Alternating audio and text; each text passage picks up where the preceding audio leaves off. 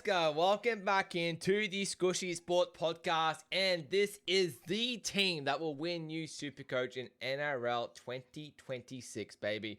Obviously, you're not going to copy exactly my team. You're going to have a little bit of differentiations in there, but I think for round one, there's probably going to be still 1,000 changes I make to this team, but I think at the moment, this team is looking freaking solid. I absolutely love it. I finished rank 666 last year. Hopefully that's not an omen for anything here, but I truly believe I can give you all the tips and tricks to make you go have a good ranking in SuperCoach for NRL 2026. So you'll see on my screen here, hopefully it's coming up on the screen. I've done this right. I'm going to start with a clear team here. Just give you a little bit of suspense. Just a little bit of suspense. We're going to start 9.95 million in the salary cap we've got for Galvin and the Chipmunks in 2026. So 26 players to choose from. Obviously, we've got the added flex position from last year, which I really liked. So having that one drop off was really handy. But without further ado, let's get stuck in. I'm going to start with hooker at the top there. And there's definitely a few, obviously, positions that's going around. We'll have a look at the ownership here. So obviously, Cheese is the main selection here. But in my hooker one here, I'm going to go Reece Robson here. Just feels severely undervalued at 500k here for a New South Wales premium hooker here. I've got SuperCoach stats up here. If you're not using SuperCoach stats, I would definitely recommend it if you are using your first year of SuperCoach or it's that sort of thing. Coming off a little bit of a down year, I thought, at the Cowboys. So it averaged 60 in 2024 at the Cowboys and then 51. I think you're now looking at him going into a better team, right? And I've seen some arguments where people think that because he's got such a better spine now, maybe he's just a guy that just has to literally deliver good ball, make his tackles, that sort of thing. Maybe he's going to have reduced minutes as well because Connor Watson can come in at 9 as well.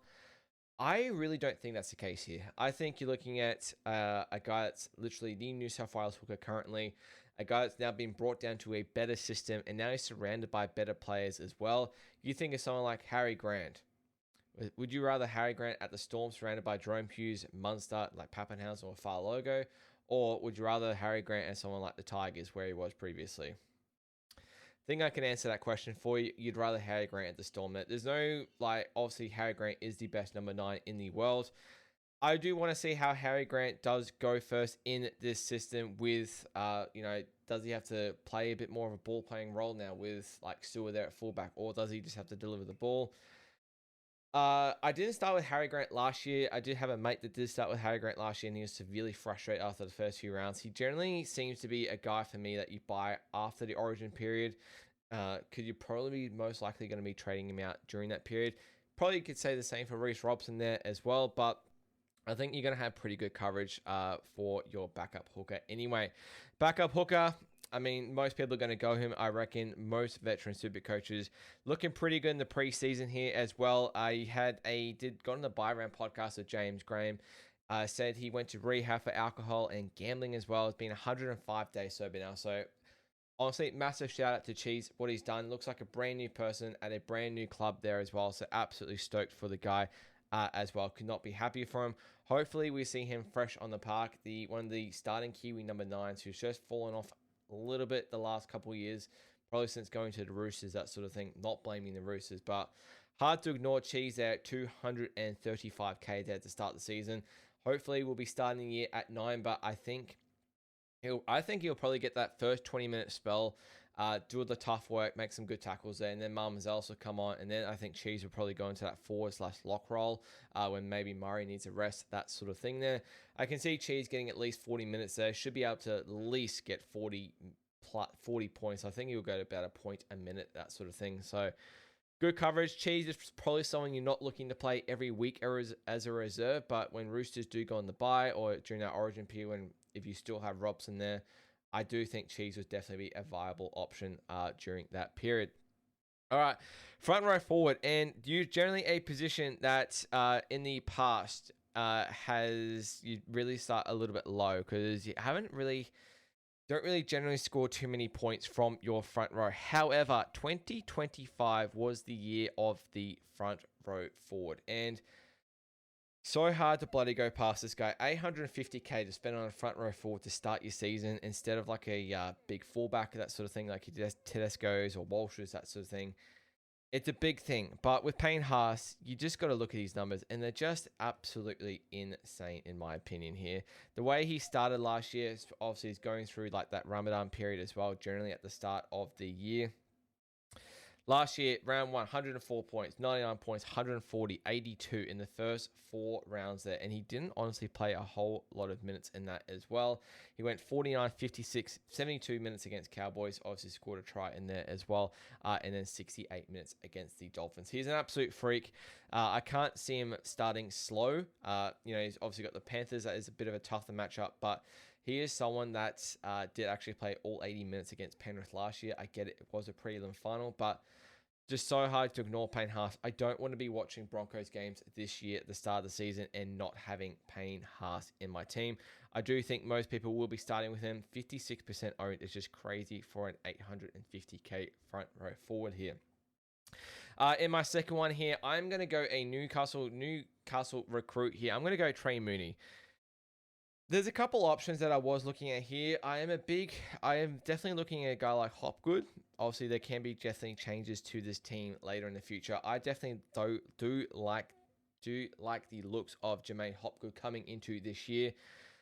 Trey Mooney, though, big recruit coming over from Canberra. Didn't really get too much starting time there at Canberra, but Newcastle are very, very weak in the forward pack this year. Someone's got to stand up. No Leo Thompson there this year.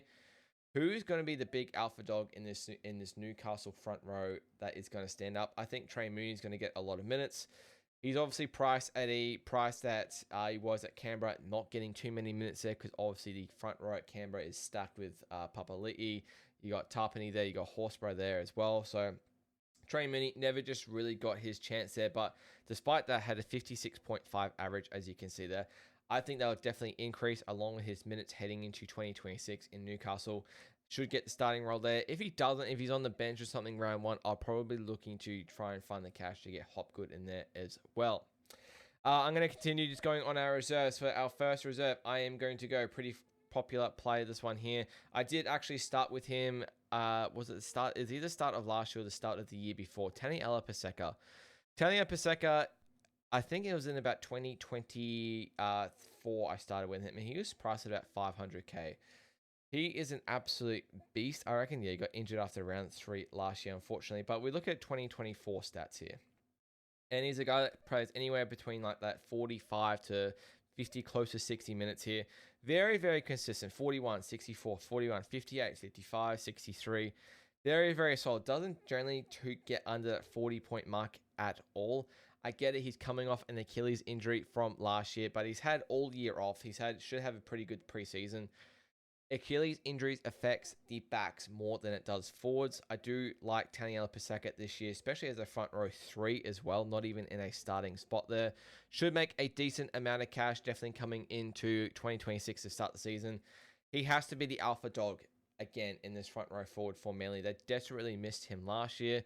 Also, we had the surge of Nathan Brown coming off the bench last year, but Jake Trbojevic is another year older.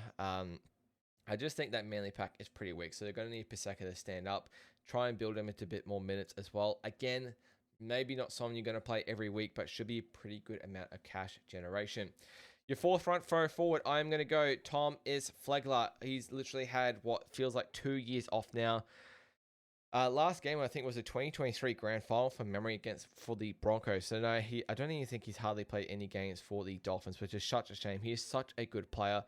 I have the feeling they're probably going to ease into him a little bit into this year. However, I do think there's good value on a guy like Tom Flegler there. He should start to build up some minutes there. Again, not someone that you're going to play every single week as a reserve. However, I do think he's a very viable option for cash gen. I usually don't start that with that much cash in my front row, especially on the bench here. Probably looking at like, generally have like enough there. Maybe I can go like a Miles Martin, have like a dual 2RF, FRF there in there, and then I can potentially upgrade Mooney to a Hopgood or something, but I am definitely keen on Mooney this year. But at the moment, Haas, Mooney, Paseka, Flegler, looking like the front row that I think I'll be starting with. Very, very solid. I think it's going to be pretty tough to beat. All right, 2RF. Very interesting spot. It's always open. Do you start with a big gun? Do you start pretty solid, like low key? There's so many different sort of ways that you can go. Like we look at the highest price here. Like you got Hudson Young, your Dylan Lucases. Do you pay up? Like Tino as well. I started with Tino last year, very low price. Jacob Preston. I feel like Harley Jacob Preston has been talked about whatsoever. 7% owned so far. Aaron Clark coming off a career year. Dally M lock of the year. Obviously doesn't have that duel anymore. Bo Fermor, again, very sneaky. 2% owned, which is crazy. Kick out. I owned Kick out at the end of last year. He was absolutely awesome. He's 1% owned. Ultra Pod. Ola Kawatu, now with Fogarty next to him. There's so many different options there you can go for these guns. I did have Angus Crichton in there for a very long time. Not the news of him going to rugby has really affected me. I'm going to look at the other side here. There's been word that DC and Sammy Walker will sort of roam around the field a little bit together here. I'm going to go with Siwa Wong. Coming off an injury-affected year in 2025 here. I believe he got injured in round 16. We'll have a look at his stats there. But he has the ability, when he scores a try, he can definitely have some big scores. You got that 119 there against South, which is really big. Didn't even score a try in that game either, just had the 1 assist. But he averages, you see here, anywhere from like that 30 to potentially 40 plus tackles. So he's almost going to get the base there just in his tackles, like in just base and power there. Just get to his what is like the average at around that 55 mark. Then you've got so much potential of him scoring tries, scoring an assist. This Roosters attack is going to be very, very good this year, I think. Now we've got DCE there, you've got Sammy Walker there next to him there, you've got Reece Robson there as well. Could be a couple crash balls from Reece Robson, you just never know. I really like the value that you're getting with Wong. The only thing I have discovered since I put him yesterday is Victor Radley was spotted in the number 12 jersey at the photo shoot a couple days ago.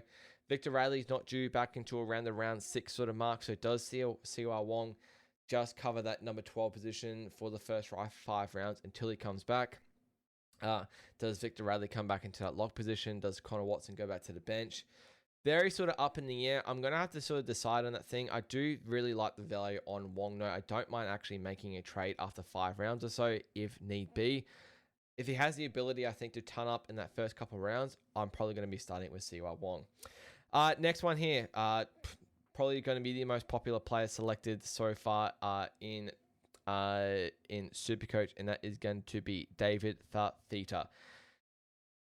He's looking unbelievable so far in what the clips that we're seeing so far in the preseason training here. I do want to see how he goes definitely in preseason. I assume he'll play some minutes there on that left edge there in the Charity Shield, most likely there as well. I don't think he's going to be playing 80 minutes like he used to for Gold Coast or even Broncos, but I do think he's going to be getting that easily 60-65 minute role there on that left edge. When you look at that left edge role there at the start of the season, you got a healthy Cody Walker, you got a fit-looking David Fifita, you got a healthy Latrell, you got a healthy and Alex Johnson there as well. This left edge is going to be absolute cooking. Does he become that decoy player and go out and Cody Walker goes out the back to Latrell? No, I don't really think so. I think Dave Fifita is just literally like 480k is the lowest I've ever seen him. He got to like $1 million at one point a couple of years ago. He's just that type of player. Does he still have it in him? I do definitely think so. So I'm definitely starting with Dave Fifita. The other one here, I am a big fan of this guy here. At the Knights there as well. I'm very wary of the Knights. Obviously, they're coming off a wooden spoon year, but Jermaine McEwen, going to be the replacement for Kai Pearce-Paul, who's off to the West Tigers there in 2026. So Jermaine McEwen, he literally has the ability to play 80 minutes. I'm going to get him up on SuperCoach stats. Let's get to him very quickly. Jermaine McEwen, there we go. So when he did play his minutes, he has had some 80-minute games last year. I'm going to show it here. That'll be a little bit easier. So in the games that he played, so we say a couple 80-minute games here. So we went 52 and 80 minutes there, 72 and 80 minutes, 44 80 minutes, 66 80 minutes, 60 80 minutes, 32 even and 52 minutes there. So very, very good. Just going to be a very solid player. I think he's going to be a very key player for Newcastle heading into this year.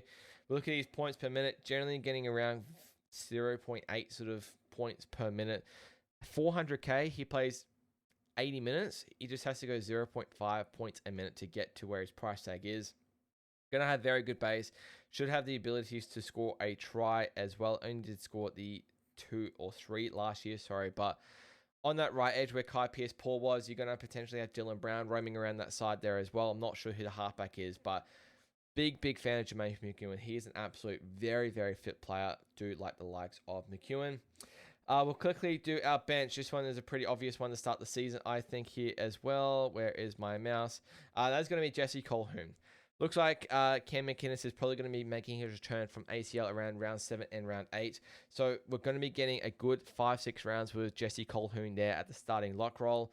Someone who can easily play at least 60 minutes in this role as well. Should definitely be making cash. 38% owned at the moment. I think it's an easy option at the moment. Unless we get any sort of rumors that Cam McInnes is going to be making an early return from his ACL injury. But I'm sort of picking if Jesse looks really solid in that lock role, they won't need to have any rush to get Cam McInnes back. They'd rather him take another couple weeks off, in my opinion, try and get 100% healthy, then bring him back. That's the point where you trade him out for around 450, 500k, hopefully. Then you can go to a big name player from there if you like as well. Most likely one of these big name players is going to lose cash. You generally see it every single year, and that's when you get the chance to poach and pounce on them and, try and get them for not too much extra cash. Second one I've got on my list, I'm going to go. Obviously, it's not confirmed who's going to be the starting second row on that edge for the Storm there, but at the moment, it sounds like it's going to be Lasati. This is an easy option. I'm probably going to be starting with whoever is getting that starting spot there on the right edge for Storm. You've got Sean Bloor on the edge. It could be, Jack Hetherington. It could be Joe Chan. It could be Lasati. Lasati did start in that game last year on that right edge when Eli Kotoa was out there. So from what we've heard in preseason, it does sound like Lasati will be there. So I'm happy to obviously bank that cash. Again, not someone that you're going to play every single week there. And then my other one, sounds like this guy will be starting on the edge as well for the Titans. That is Cooper Bye there. Again, sounds like it's going to be Cooper Bye or Josh Patson, that kind of thing. I most likely will be starting with whoever is starting on that edge for Gold Coast. Gold Coast just have the ability to score so many points, especially with that attack. So you've got Bo Fermor on one side, who actually did look as a bit of an ultra pod. If I was to get Bo Fermor, I probably wouldn't be looking to get the other side edges. It just seems a little bit off for me to start with both Titans second rollers there. Something just doesn't feel right. Isn't someone you're going to play every week. I don't even know how often I'll actually be playing Cooper Bye, if I actually play him at all until I need to trade him out. Is he a guy that maybe just sits there a lot of the season until he generates a lot of cash and then I can actually go to someone that's losing cash? Potentially. There's probably going to be a couple guys throughout the season that you just don't end up trading out because you probably prioritize a lot of the key players that you do need to trade out and try and get in bigger players. Some of them, these players, maybe like a Flegler or like a Cooper Bye or a Lasati potentially, might just sit there all year because they're someone I'm never going to play. And, I've got other positions where I can actually go bigger and get better players in. So, yeah, that is my 2RF. I think it's looking pretty solid. I'm not sure still if I'm going to start with a big gun yet in that 2RF there. I do think CY Wong is looking pretty good, though, to start the year on that right edge. Halfbacks. Big conversation. Do you start with Cleary? Do you start with Hines? Do you start with Janie Campbell's a little bit of a pod? Let's look at the most ownership here. The key ones here. Mitch Moses, 30%. Mitch Moses is a bit of a weird one for me. He's going to be goal kicking this year. I think Eels will be a little bit improved. You got a pretty difficult matchup to start there against the Storm there. Tough one. Do you want to see how he gels with Jonah Pezzett at first? You obviously got no Zach Lomax there, most likely there any more for him to kick to. Bit of an interesting one. He lights it up sometimes, but sometimes he can score a try and assist and only score 80. I get it, that's without the goal kicking. I want a halfback that has a really high ceiling. This is one of the big players where you go and spend the cash, someone who's going to generally score quite a lot of points. I want a captaincy option in there. For me, resurgence here for this guy, Nathan Cleary. I get it. They've probably got a little bit of a tougher draw to start the season as well. They've got the Broncos, obviously, away to start the season. They've got Sharks, and then they've got the Roosters as well. Pretty tricky, but if there's anyone that is SuperCoach proof against any that's matchup proof, is Nathan Cleary. I just think this guy will be absolute resurgence run from round one. And for me, I either want a vice captain or captaincy option in my starting halfback role. Someone who I know is going to be goal kicking for sure, and someone that's going to contribute to a lot of the points for Penrith as well. You probably would have seen in other videos my Penrith Panthers preview I did for the season. I think Blaze Talungi actually gets Dalian 5'8" of the year. I haven't actually looked at starting with Blaze because I actually want to start with Cleary here. You could start like a Dylan Brown potentially. I think he's going to end up being dual. So look at him in 5'8". Izzy Katoa, I think he's going to be awesome. But you look at the Dolphins' attack last year, literally had the best attack last year. So I think he's a bit overpriced to start the year. Sammy Walker, I want to see how Sammy Walker starts the year with DC in that combination there. Jerome Hughes, not someone that's going to be goal kicking. Probably Nick Meaney is going to be goal kicking. Jaden Campbell's another interesting one, 2% owned, although it's a lot of bicky to be starting with a Gold Coast halfback there. Jaden Campbell was someone last year who was dual 5'8" as well, someone that just absolutely seemed to shit out points for fun. Even if he looked like he did nothing, just seemed to absolutely get at least 50, sometimes close to 60. When he gets involved in tries, he's going to go close to turning up, so definitely a pod option there. My backup halfback though, it's in between these two sort of guys. I've gone for Dan Atkinson there at the moment. Not someone that's going to be goal kicking compared to Ethan Sanders there, but Daniel Atkinson is going to be a guy that's easily going to be starting a lot of the games for the Dragons there. He's a guy that literally the marquee signing for the Dragons this year. Going to be a guy that's going to be starting a lot of games for the Dragons 100% there. I can't see myself. It's either Atkinson or Ethan Sanders. My only worry with Ethan Sanders is even though he's goal kicking, if Canberra Raiders get off to a slow start this season, you've got Kobe Black there, kind of like they're hunting, depending how he goes, obviously in New South Wales Cup as well. Kobe Black is an interesting one. He has never played NRL. He's probably not ready, really, I don't think. Do they just say, Ethan, this is your chance for like the first until Origin? Then maybe I'll sort of reconsider. You've got obviously a very good attack, very good team there with Ethan Strange next to him as well. I'm not high on the Dragons, as you may have been aware, but however, if there's any points that are going to come from this attack, it's got to come through Atkinson. Otherwise Gutho, but I can't imagine it, or Carl Flanagan. I can't really imagine that. So you've got two cheap halves in the Dragons there. So most likely, I think you should be starting with the cheaper one there, which is Daniel Atkinson. All right, 5'8".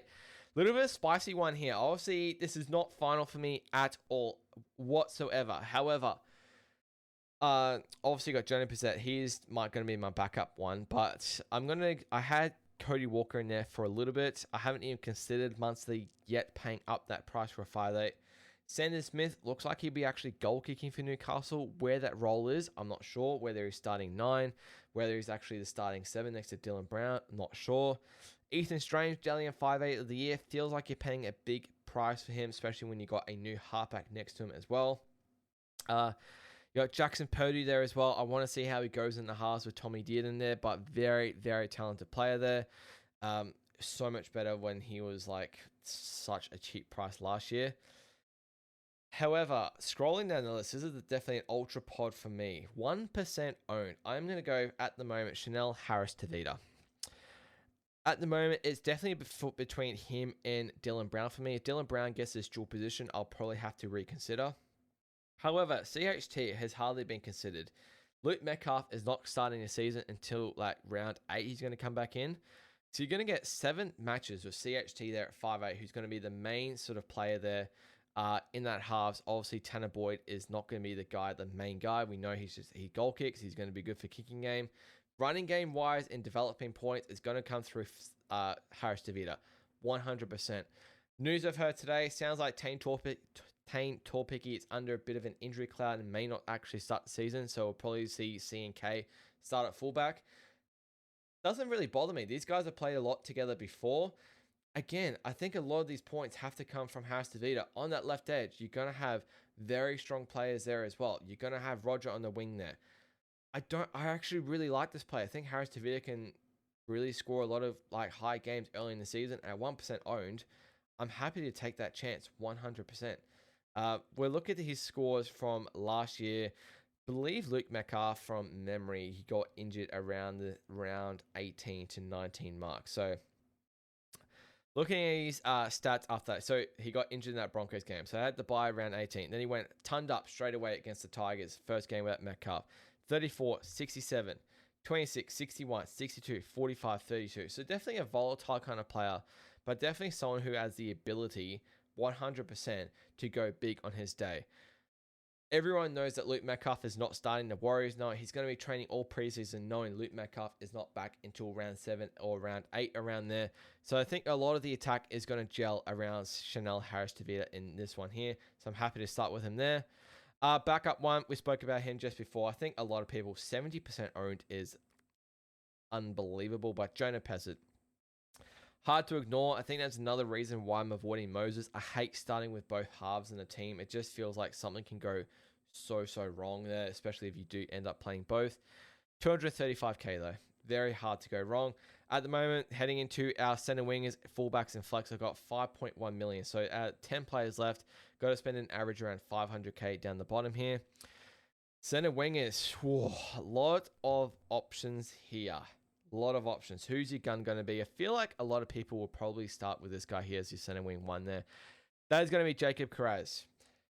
Call me one of those guys that reads into everything, but if you follow Phil Gould on, if you follow Gus on Twitter, he's come out and said multiple times that Jacob Carraz has looked unbelievable in his preseason, has the best preseason he has ever had.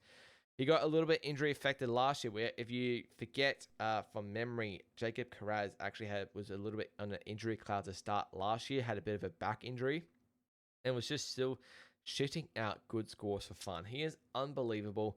He is so good for your base. He's going to get, at least sort of 50 every single week. He is just unbelievable SuperCoach player. Looking at his stats from last year, actually, he missed the first 4 weeks, but he came back. He went 61, 84, 53. He has, 152 there as well.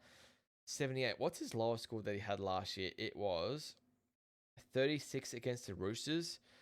I'm happy to pay out for a center wing and knowing that the absolute floor is 36, but he has the ability to go 150 on his day. Most likely he's probably going to be scoring at least 60. I think the Bulldogs attack should be a little bit improved this year as well. Now you got Lockie Galvin there with a full preseason. Very interested to see who does go in that halfback spot though for the Doggies, which could have a bit of an impact on Carraz. Yeah, center winger 2 here. I've got to keep going this left edge, man. Latrell Mitchell, very popular player to start the season. Obviously a goal-kicking CTW as well, which is pretty huge. 44% owned. If he's looking fit and interested, I'm 100% in on Latrell. Usually he's that fullback sort of option, and we've never had him as a CTW option there. How I sort of approach the game as well, I want to have goal kickers in my team. It's just that little bit of extra points.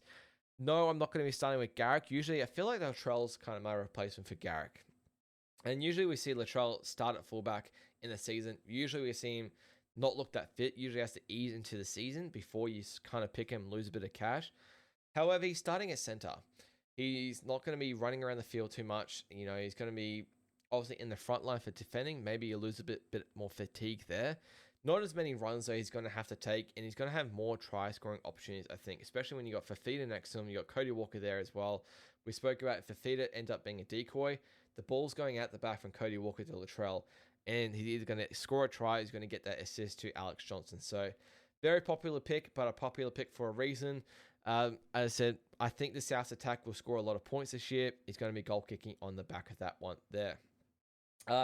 Your third CTW, I am going to go for Brian To'o. I think he'll start on the left wing for Penrith this year. You've got Blaze on that left edge. You potentially have Isaiah Papali'i or Scott Sorensen there as well, and also Casey McLean there as well. That is a very, very, very good left edge. Brian To'o, left edge, last game in his second last game that we saw him play. So he scored 2 or 3 tries against the Doggies there. I think Paul Alamotti will start on that right wing, who I actually did have as a pod last year, and he just really did disappoint me there. I think Brian To'o, coming off a bit of a down year last year, 27% owned. His base is so unbelievably good. He runs for nearly 30 runs a game, 200 meters. He's going to get you a lot of base. I think he's in for a big try scoring year as well. Obviously, the downside is Cleary generally, obviously, is a right side player. However, I spoke about Talangi before. I think Talangi will have a big year. I think Bizza will get a lot of ball on that left side there as well. I really like Brian Toto this year. I definitely am keen on starting with one of these Panthers backline players, whether it's Toto, McLean. I haven't really looked at Alamotti or Tungo too much, but I'm pretty keen on Bizza to start the year. My other one here, not really many people have spoken about him this year in regards to being a sort of really solid player. I'm not starting with Herbie this year. I had Herbie pretty much a lot of last year. I got him early and it paid dividends for me and where I finished with my ranking there before he got injured. I just can't have a center wing at 825k. If I was to fade Payne Haas, maybe I'd sort of think about it. These other guys, like your Nwangani Tawase, I just can't do it for a winger that doesn't have that good base.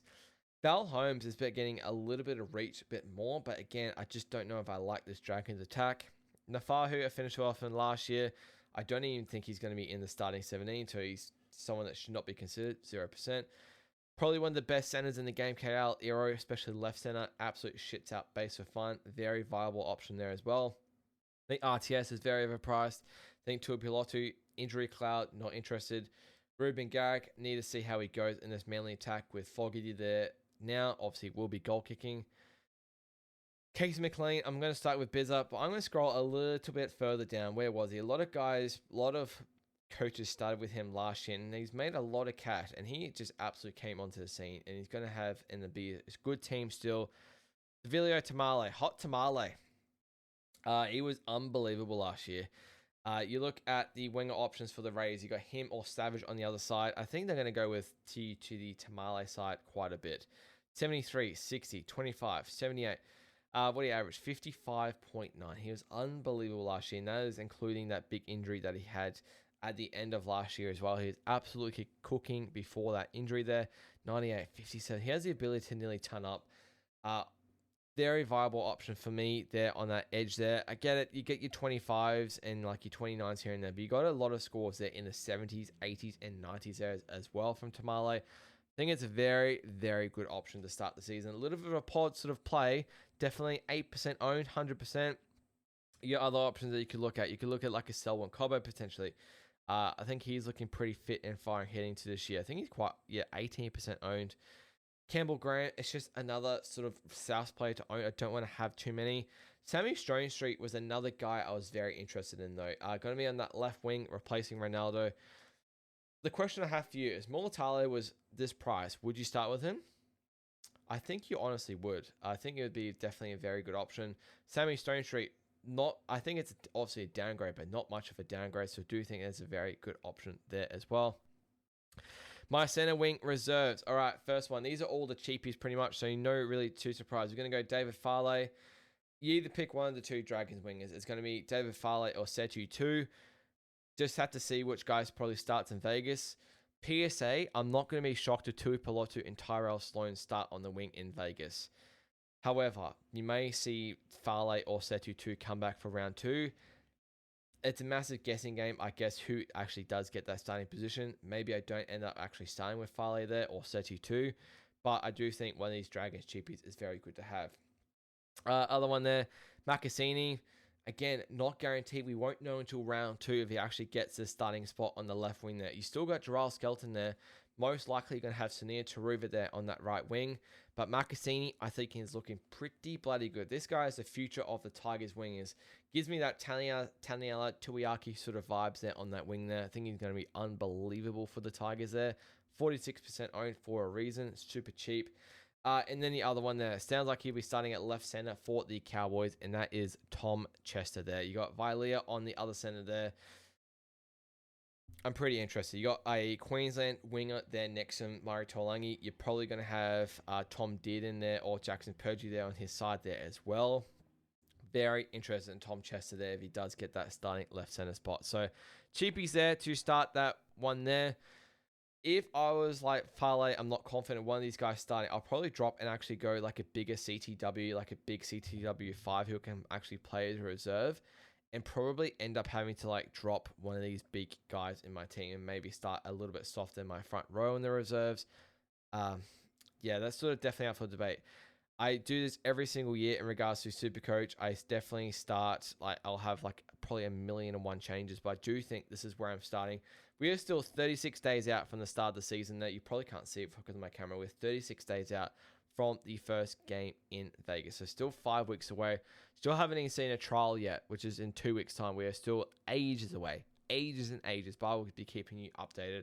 This will be the first pretty much weekly episodes of SuperCoach as well. So if you are watching this, should have said this at the start. If you are a new creator or aspiring content creator in the NRL SuperCoach, or you're a big NRL guy, you've maybe got your own podcast, you've just started up, or you're wanting to essentially do one for the fun of it, and you're a SuperCoach player, hit me up. I'm very, very interested to definitely co-op this with someone during the season here. It would definitely be pretty cool rather than just me talking to a camera and you guys. I get it. There's a lot of individual content creators out there which are really cool. Like Aman Talk Supercoach. I think he is really good what he does. Listen to a few other guys who do it by themselves and they do a really good job. I also like that chatting aspect. I listen to Beers and Break Evens. That's a really good show. Guru and Timmy there from the playbook. You got Insight Fantasy with Whisperer, Matrix, and Brain there as well. Those three work really well together. So if you're interested, definitely hit me up on my socials. They're all there in the comments there for you. Flick me a message on Instagram. Flick me a message on TikTok, Twitter. Could be anything. Message my Facebook page, and I'll get back to you and see if we can line something up heading into Supercoach season. But let's head into fullback, because holy dooly, fullback is just an open casket this year. It is just a free-for-all. There's usually feel like a few obvious guys to start with. However, that has just completely changed, I think, this year. You've got so many options that you could talk about. You can easily start with Teddy, Walsh, any of these top guys. Drinkwater, Edwards, probably not Hammer, maybe in the centers. Turbo, Guthrie, maybe not. Like Iongi, if you wanted to go pod. Ponga, sounds like he won't be goal kicking. Jai Gray, Trey Fuller. There's a lot of guys. Tuafalolo, like Keanu Keeney, obviously there as well. There's a good literally 8-9 fullback options that you can start with. Absolute rotation deluxe. This is generally where I spent a lot of my trades during the season there. I'm very cautious with trades because I do know like fullback, especially good players, have the ability to have a down game, but then bounce back in the next game, whether depending on the matchup there as well. This is generally where I spend a lot of my trades, so it's a big money pit here. I generally don't like to go cheap. I did not start with Isaiah Iongi last year.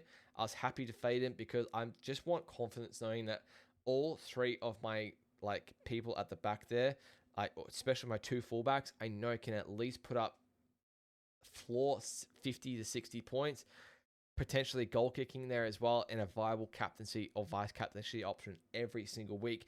I obviously want my second fullback to be your reserve option pretty much every single week there as well. But my starting fullback here is a little bit of a kind of a pod one. This is not confirmed whether he's starting fullback to start the year, but I definitely think he should be. I'm going to go Trey Fuller. I think this bloke is bloody awesome. I was going to say kid, but he's older than me. He's 28, I think, now. He's unbelievable. He's got really solid base. He's not goal kicking, which is a little bit of a shame, but he's unbelievable, I think, Trey Fuller. He's going to be involved a lot in this attack. You see Hammer involved a lot with this attack when he is at fullback. And you see what Trey Fuller did at the start of end of last season when he did come back from that injury. 78, 49 is his floor in those 4 games. 113, 112. 112 was against the Baby Raiders, so we'll look at the first 3 games. But 78 there. Let's go to his fantasy stats there as well. Scored a try against the Broncos for 78. Didn't score a try in this game against Manly, and he got 49 there. I do really like this. So, had 8 tackle breaks there. He had 8 tackle breaks in each game here, which is what I love to see. I want to see a fullback breaking tackles there. I want to see a fullback making a lot of runs there, especially big runs. 34 in base there. Very, very solid just from runs. So, someone that's not going to have a shocking game and get you like a 9 to a 20, like a Reece Walsh kind of can. But you're looking at this Dolphins attack, the best attack last year, and you're getting me a fullback that's 560k. Yeah, sign me up. Sign me up. 7% owned as well. A little bit of a cheeky pod play. All right, second fullback here. I'm going to go with a pretty obvious option. A lot of people will be starting with him. It's just so bloody cheap. Keanu Keeney here. What did he play? Did he even start a game for the Titans last year? I don't think. Let's have a look. I don't think he did, though. I don't even think he played a full game last year at all. Sorry, he did against the Tigers last year. It scored 85. So there you go. Very, very good option. Coming off, obviously, an injury-riddled year with his neck there. Absolutely killed it for the Kiwis at the end of the year in the Pac Champs. I thought he looked unbelievable. We know how talented Keone Keeney is. He should be the fullback in the spot here. If the Titans dare even think about rotating between Jaden Campbell, AJ Brimson, or Keone Keeney at fullback, I will throw an absolute tantrum. Stick with your fucking spine, Gold Coast. Have Keone Keeney at fullback. Have AJ in your 5'8". Have Jaden Campbell in your halfback. Stick with it for 10 fucking weeks unless there's an injury. I will absolutely pop off if this doesn't happen. Keone Keeney has to be starting there has to be starting fullback for Gold Coast. That price there is just too good to pass up. It is unbelievably too good to pass up there. Your flex position. Last year I started with 3 fullbacks. There is a million options that you can go with. So many options. What have I got? I've got 894k in the bank here. So I can literally get any player I want. I can start with Teddy if I want. I can literally start with the Dalian Reynolds. I can start with Walsh if I want. I do think Walsh with Reynolds, though, we know his stats aren't as good, though. Drinkwater was someone I was pretty keen on as well. Drinkwater has a very good start to the season there. However, his numbers with Jackson Purdue in the halves is not great. I think he averages about 58. Shout out to Whisper there. When Purdue isn't in the halves, he averages about 90. He is a goal kicker as well, which is very advantageous. And I said Cowboys have a really good draw to start the year. I get it. Purdue has been in the halves for preseason. Like, everyone probably knows he's going to be there to start the season in the halves, so Drinkwater will know who his halves partners are. I probably want to see it in a trial. I probably want to see it in Vegas. It's an easy switch if Scott Drinkwater absolutely kills at the start of the year. Gets to round 3 and you need to go Drinkwater. You can before he gets his price rise. Edwards is there. You got Hamaso there. Turbo. Oh, freaking Turbo. I started with Turbo last year. It feels like not a matter of like if he's going to happen, or it's just a matter of like when he's going to get injured. Gets injured every single year. Sounds like he's going to be starting at fullback, which I'm actually surprised about. I thought they'd start with Lehigh at the back, but I guess it makes sense because Turbo is the captain for Manly this year. It just surprises me that with a guy that's so injury riddled as Turbo, that you're going to put him in that fullback spot there. I get it. He is the captain. He should be at the forefront of your attack and obviously at the back of the defense there. I just feel like when he's in that center role, he's a lot dangerous. And you got Lehigh there at fullback, who I just think is unbelievably dangerous there as well. You got Garrick there and on one wing, you got Saab there on the other wing. I think you've got some really good options there if you want to put Turbo at center. Do I think the potential of Turbo going to center early on? Yeah, I do think so. Is there potential of him getting injured? 100% there is. So I'm not starting with Turbo. Can I regret it? Potentially. I want to see how he works with Fogarty there as well. What I am going to go for, though, is not a full. So that's all the fullbacks there. Not going to go for a fullback. Going to go for another halfback. A little bit contentious. I haven't seen too many teams start with another halfback. Start with two big halfbacks there, along with a cheapy halfback. Nico Hines. I am a big fan of Nico Hines. Nico Hines is my guy. I cannot believe the criticism Nico Hines cops every single year. Hines, he always seems like the guy just absolutely gets touted as the worst player ever. He can't do anything. He's gone. Everyone looks at that Dally M year that he had in SuperCoach, which I think was 2022, as like literally the SuperCoach god where he averaged like 90. He averaged 76.6 last year, and it felt like he didn't really do much. 8 points less average than Cleary did last year. And you look at these other guys in terms of average, and it's really not far off. Like, Nico Hunt, goal kicker, he's going to be the key to the Sharks attack. Okay, you've got Trindle there who takes points off him sometimes. But what I love about Nico, he's a captaincy option every single week. Sharks have the ability, they are generally flat track bullies, they have the ability to go and put 40 points on a bad team if they want to on their day. You look at these scores, 117, 137, 145. And these other scores here, they're not 72, 80. Like, what's his lowest score that he had last year? 48 there. 38. He's had a couple scores in the 40s, but you're most likely at least going to get 60 out of him just looking at this. As I said, average of 76. Does not miss a game. Plays literally every single game. He's not a guy that cops too many injuries whatsoever there as well. Didn't even score too many tries last year as well. How many tries did he score last year? He scored... Sorry, you'll see it at the top there. He scored 7 tries for the season last year. Plenty of assists. What's that? 23 assists for the year. You got conversions there as well. Plenty of points on offer for Nicho Hynes there. And I don't really see a downside. I think the Shark is going to be very good again this year. I'm happy to start with Nicho there in my flex. I haven't really considered any other options. I can literally afford to have any other player there if I want. I've got 144k in the bank there. But at the moment, that is how the Galvin and the Chipmunks are lining up for round 1 at the moment there. Very, very happy with how this team is looking, 100%. And I just really can't see myself. Obviously, there'll be a few changes here and there. I'm just going to optimize this because I just need to see reserves. But if I'm looking at round 1, I'm probably looking at like a VC on Cleary potentially and then a C on Hynes there. Maybe you can go like a VC Payne Haas potentially there and having like enough in there so you can have an easy loop. That's definitely an option I did last year. Have like 25 active players instead of 26. Definitely saves a little bit of cash there as well, just depending on what guy you decide to drop out. For me, maybe like one of these guys like a Cooper Bye or Lasardi. But at the moment, I'm very happy with how this team is looking heading into round 1. But let me know, what would you change? What do you think so far of this team here? I like the looks of it so far. I like the two big gun halfbacks to start the season with there. Nicho Hynes there in my flex. Obviously, you can swap them there as well. Maybe I can look at Ethan Sanders as my second halfback. Maybe I can look at Dylan Brown if he gets that duel in round 1 there instead of CHT. But I do like Harris Tavita as that pod play there. Center wings, I could go other options. But let me know, what would you change? That will do it for me in the first episode for my team reveal, the Squishy team reveal for 2026, the first team reveal. I've made a few drafts before I did this video, but this is where I'm at. Had it there for a solid couple days now. Subject to change, big asterisk, PSA, subject to change. I'll probably make a few changes to this team, but very confident with how this is looking. There's definitely a lot of guys that are 100% set in stone there, ready to go for me there, but very happy. As I said, but that will do it for me. Thank you so much for watching. I will be back next week. Any SuperCoach updates will all be on my socials. They're all in the comments below.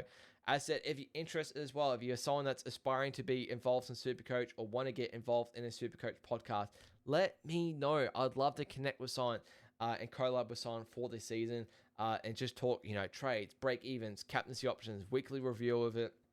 Go through all the highs and all the lows of SuperCoach.